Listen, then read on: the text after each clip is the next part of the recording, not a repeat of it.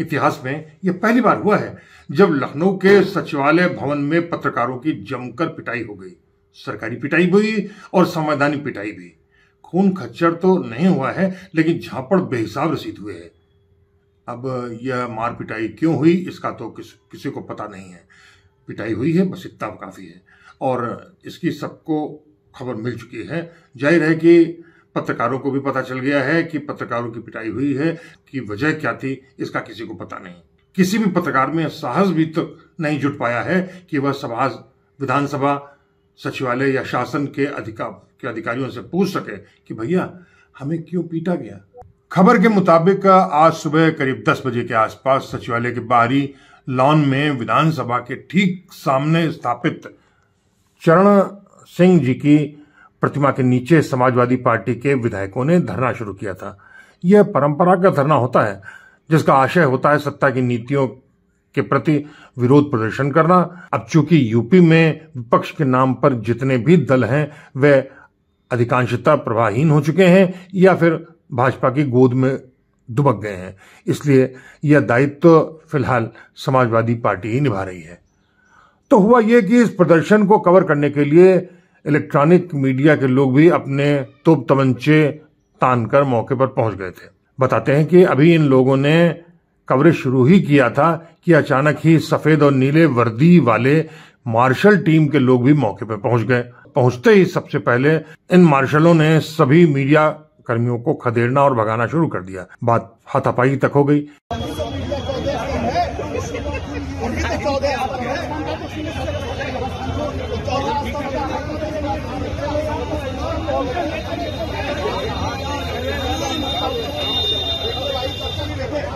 बोला जा रहा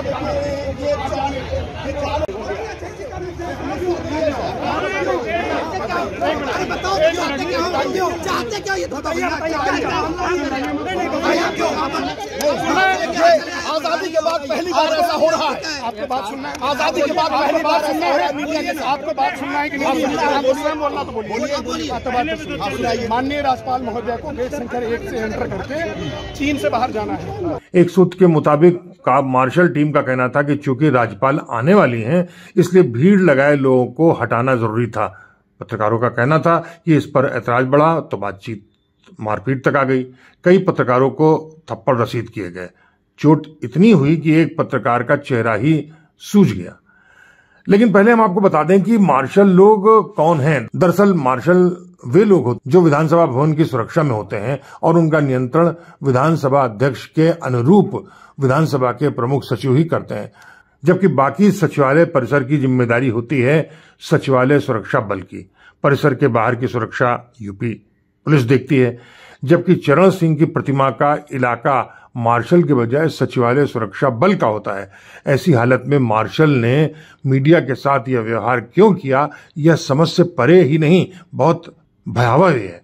यह भी अबूझ है कि इस हादसे में पिट चुके पत्रकारों ने जिम्मेदार सुरक्षा अधिकारियों से इस मामले पर सवाल जवाब क्यों नहीं किया, खासतौर पर तब जब सूचना निदेशक शिशिर सिंह मौके पर पहुंच गए और पत्रकारों को शांत कराया। लेकिन यह साफ नहीं हो पा रहा है कि सूचना निदेशक इतने जल्दी कैसे मौके पर पहुंच गए और पहुंचने के बाद उन्होंने तथ्य को जाना और फिर बिना कैसे दोष के ही पिटे गए पत्रकार कैसे शांत हो गए।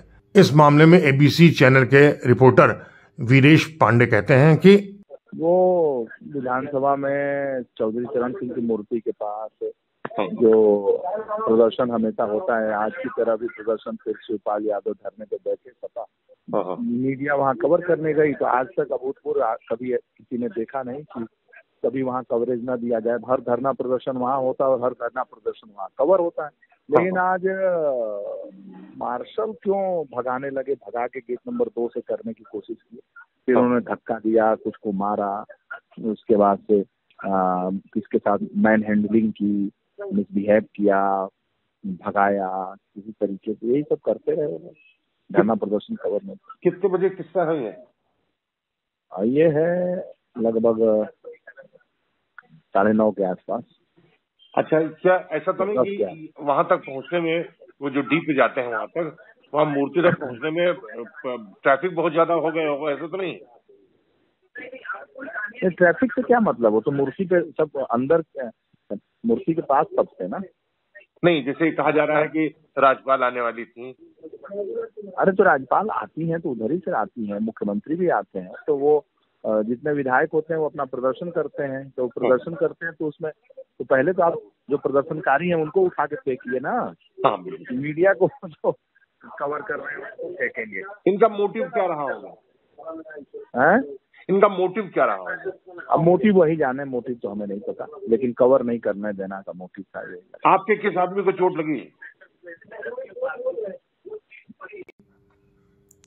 स्वतंत्र पत्रकार नवलकांत सिन्हा का कहना है, घटना स्थल विधानसभा के बाहर जो मूर्ति है वहां पर हुआ है, लॉन में। हाँ, लॉन में। तो फिर समस्या ये है कि वो मार्शल का इलाका तो है ही नहीं, वो नहीं, लॉन तो मतलब वो कैंपस जो है पूरा उसी का इलाका होता है मार्शल। सुना विधानसभा रक्षा बल का है ना वो।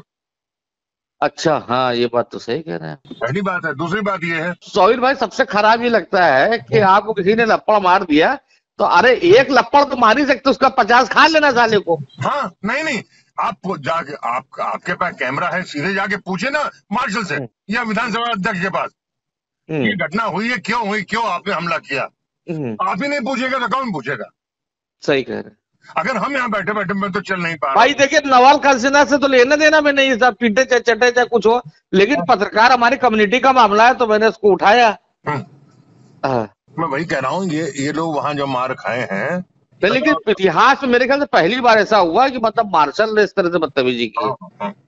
और हमने तो शुरुआत में लिखा ही है कि मार्शल की पहली ट्रेनिंग होती है संयम, क्योंकि उसको भैया सांसदों और विधायकों को डील करना होता है, उनको संभाल के ले जाना होता है, उनके गुस्सों को शांत कराना होता है। बहुत स्पष्ट कर लो, एक बार नहीं कम से कम 1000 बार तुम गए होगे अब तक ने नौकरी दौरान। जो गेट पे जाते हो ना, वहाँ मार्शल नहीं मिलता है। हाँ, नहीं, वो सिक्योरिटी रहती है वहाँ पे। हाँ। तो मार्शल तो सदन की जिम्मेदारी होती है मार्शल की। मार्शल की जिम्मेदारी है, तो यहाँ कैसे आ गया?